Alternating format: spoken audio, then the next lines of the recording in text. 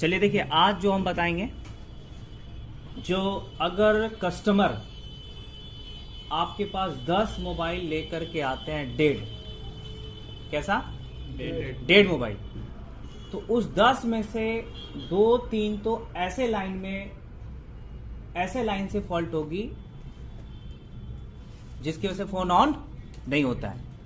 ठीक है, यानी एवरेज अगर हम बात करें तो 10 मोबाइल में से 2-3 ऐसे फोन होगा जो उस लाइन से मिलेगा ही मिलेगा।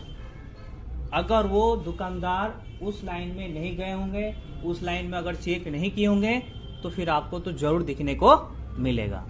ठीक है, और इस लाइन को बहुत कम लोग पहचान कर पाते हैं। समझ रहे ना? नाम तो बहुत सुने, मतलब अधिकतर जो काम करते हैं वो नाम तो सुने रहते हैं, लेकिन एक्चुअल में वो पहचान नहीं कर पाते हैं कि वो कैसे हमें पहचान करना होता है। या तो फिर हमें डायग्राम की मदद लेनी पड़ती है, लेकिन ये जो लाइन है ये यूनिवर्सल लाइन है, मतलब हमें कोई डायग्राम वैग्राम देखने की जरूरत नहीं होती है। और ये जो है आप कोई भी स्मार्टफोन में, चाहे वो वीवो का हो, ओप्पो का हो, सैमसंग हो, है ना, रियलमी, कोई भी मॉडल हो, कोई भी डिवाइस हो, सब में यही तरीका होता है। ठीक है, तो उस लाइन का नाम है VPH। क्या नाम है? VPH, voltage power. समझ रहे ना? तो आज हम उस लाइन का बारे में समझेंगे, बाद में हम सीक्वेंस समझेंगे। पहले हम सभी लाइन, बक लाइन क्या होता है, VPH लाइन क्या होता है, पहले हम लाइन समझेंगे। लाइन समझने के बाद तब उसके बाद से हमें एक सीक्वेंस के द्वारा क्या करना है, डेट समझना है कि डेढ़ मोबाइल में हमें कौन कौन सा लाइन को चेक करना होता है। समझ गए? ठीक है, तो देखिए VPH लाइन पहचान करने का तरीका, या अगर आप ये चीज जानना चाह रहे हैं कि क्या VPH लाइन में कोई फॉल्ट है या नहीं है, तो उसके लिए आप क्या कर सकते हैं, सिंपल सी फंडा में आपको समझाने की कोशिश करेंगे। पहले तो आपको PM की पहचान आनी चाहिए। क्या आनी चाहिए? PM की पहचान आनी चाहिए कि पावर IC की पहचान क्या होती है। समझ गए? तो पावर IC की पहचान होती है कि पावर IC के पास बहुत सारे कॉइल मिलेगी। ये सब क्या है? कॉइल है। अब ये कौन सी कॉइल है? अगर करंट को बढ़ाने के लिए होगी तो बक कॉइल, और बूस्ट को बढ़ाने, अगर वोल्टेज को बढ़ाने के लिए होगी तो बूस्ट कॉइल। अगर करंट को बढ़ाने के लिए हो तो बक कॉइल, और वोल्टेज को बढ़ाने के लिए हो तो बूस्ट कॉइल। समझ गए? तो पावर IC के पास, पावर IC की पहचान क्या है कि पावर IC के पास बहुत सारे कॉइल दिखने को मिलेगी। समझ गए? और कंपनी का भी नाम लिखा होता है, जैसे अगर क्वालकॉम का है तो क्वालकॉम लिख देगा, मीडियाटेक का हो तो MTK लिख देगा। समझ गए? तो देखिए यहां पे क्वालकॉम, ये दिख रहा है, ये क्या लिखा है? क्वालकॉम PM 660 लिखा है ना? Yes sir. देखिए क्वालकॉम PM 660 लिखा है, तो ये है PMIC। कौन सी IC है? PMIC है।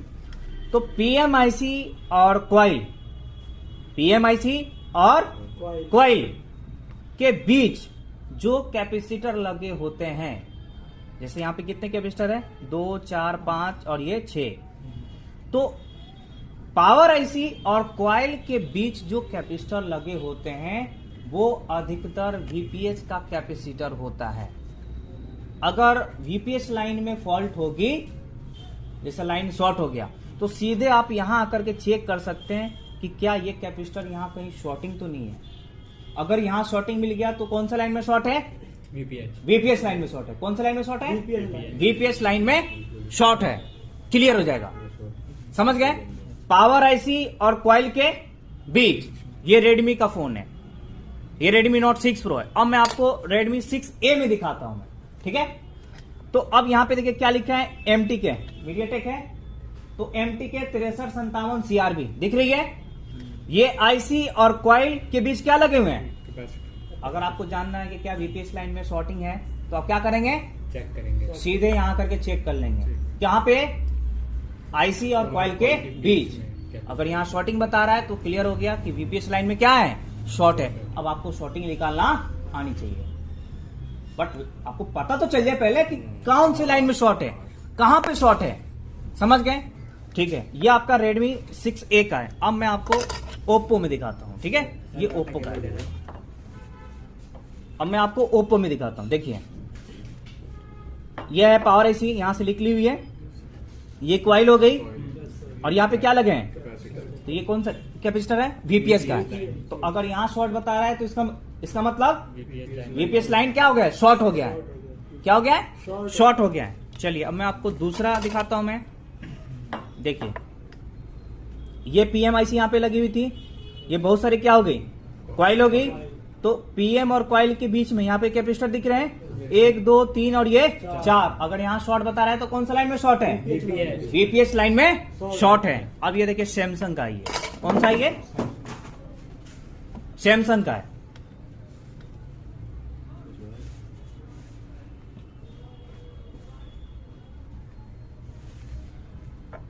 ये सैमसंग का है। तो देखिए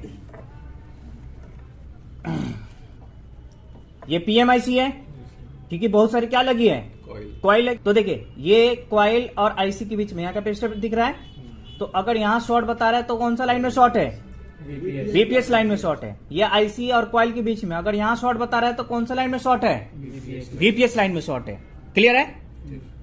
तो अब हम क्या करेंगे, अब हम मल्टीमीटर से चेक करेंगे कि आखिर ये किस तरीके से आएगा तो शॉर्टिंग कहलाएगा। हालांकि कैपेसिटर ज्यादा किस में लगा होता है, पैरेलल या सीरीज, पैरेलल में लगा होता है। पैरेलल का टेस्टिंग क्या होता है शाहिद, सर एक साइड बीप आएगी और जो इस साइड बीप आएगी वो साइड हमारी ग्राउंड से होता है। यानी एक तरफ बीप आनी चाहिए, दूसरी तरफ बीप नहीं आनी चाहिए। अगर दोनों साइड बीप आ गया तो ये किसकी पहचान है, शॉर्टिंग की। तो यही चीज चेक करना है। तो मल्टीमीटर को किस रेंज पे सेट करना है, बीप रेंज पे। एक वायर को कहां रखना है, ग्राउंड पे। कहां पे रखना है, ग्राउंड पे रखना है। तो अभी मैं आपको चेक करके दिखा रहा हूं। मैं देखिए अब इसको हम क्या करेंगे, फाइनली इसको चेकिंग करेंगे। तो चेक करने के लिए मल्टीमीटर को सेट करना होगा बीप रेंज पे। किस रेंज पे, बीप रेंज पे। तो मल्टीमीटर को यहाँ पे बीप रेंज पे सेट है, यहाँ से ऑन कर देते हैं। ठीक है, अब हमें क्या करना होगा, चलिए थोड़ा फ्रेश बोर्ड ले लेते हैं या यहाँ चेक कर लेते हैं। इसमें हम एक काफी ये प्रोब जो है काफी मोटी है, तो इसमें हम लगा लेते हैं ट्वीजर। क्या लगा लेते हैं, ट्वीजर। उसके बाद एक वायर को कहां रखना होगा, ग्राउंड पे। अब हम चेक करेंगे। तो एक तरफ बीप आनी चाहिए, आ रही है बीप, और एक तरफ क्या आनी चाहिए, वैल्यू आनी चाहिए, यानी बीप नहीं आनी चाहिए। डायोड मोड पे वैल्यू आएगी, बीप पे कुछ भी नहीं आएगी। तो एक तरफ बीप आनी चाहिए, दूसरी तरफ बीप नहीं आनी चाहिए। अगर ये दोनों साइड बीप आ गया तो इसका मतलब है कि इस लाइन में क्या हो गया है, शॉर्ट हो गया। किसी भी फोन में आप ऐसे ही चेक करेंगे। जैसे मान के चलिए, अब जैसे मान के चलिए कि ये आपके पास मॉडल आया और ये फोन डेड है, क्या है, डेड है, और डीसी मशीन पे ऑटो एम्पेयर ले रहा है। या अगर आपको ये पता नहीं है कि हाँ कैसे ऑटो एम्पेयर लेते हैं, हालांकि सब कुछ बताया जाएगा, लेकिन फिर भी होता नहीं है कि क्या वीपीएस लाइन में शॉर्टिंग है या नहीं है, क्योंकि इस कंडीशन में भी फोन ऑन नहीं होता है। तो आपको बस कंटिन्यूटी रेंज पे सेट करना है, और पीएम कॉइल के बीच जो कैपेसिटर लगे हुए हैं उन पे दोनों पे बीप नहीं आनी चाहिए। बस दोनों पे बीप दोनों साइड नहीं आनी चाहिए, एक तरफ बीप आनी चाहिए और एक तरफ बीप नहीं आनी चाहिए। तो इसका मतलब ये ओके का होता है, यानी इस लाइन में कोई शॉर्टिंग नहीं है। समझ गए। Yes sir. और ये वीपीएस लाइन काफी जगह जाती है। ये वीपीएस का जो वोल्टेज होता है, इसका वोल्टेज होता है 3.7 से 4.4 तक। कितना, 3.7 से 4.4 तक। और ये वोल्टेज बनकर काफी सेक्शन में जाती है, जैसे light IC, graphic IC, network के सेक्शन में, एलडीओ में, समझ रहे ना, काफी जगह ये सप्लाई जाती है। तो अगर मान के चलिए कि अगर हमारा ऑडियो आईसी शॉर्ट हो गई ये वाले लाइन से, तो भी हमारा सेट ऑन नहीं होगा। अगर ये लाइन नेटवर्क आईसी में जा रही है और नेटवर्क आईसी शॉर्ट होगी तो भी सेट ऑन नहीं होगा। अगर ये लाइन ग्राफिक आईसी में जा रही है और ग्राफिक आईसी शॉर्ट हो गई, यानी ये वाला लाइन से क्या हो गई, शॉर्ट हो गई, तो भी हमारा सेट ऑन नहीं होगा। समझ गए। और अधिकतर ये प्रॉब्लम ज्यादातर नेटवर्क आईसी ज्यादातर शॉर्ट हो जाती है, जो इस लाइन को क्या कर देता है, यानी इस वाले लाइन से शॉर्ट हो जाती है, जिसकी वजह से मोबाइल ऑन नहीं होता है। समझ गए। तो किसी मोबाइल आता है तो क्या आपको डायग्राम देखना है वीपीएस लाइन में शॉर्टिंग है कि नहीं है, नहीं। पीएम और कॉइल के बीच हमें चेक करना होगा। ठीक है, ठीक है ना। अब मैं आपको बताऊंगा कि ये वीपीएस क्लाइंट कैसे ट्रेस किया जाता है और वीपीएस क्लाइंट कहां से निकलती है, कौन सी आईसी से निकलती है, ठीक है।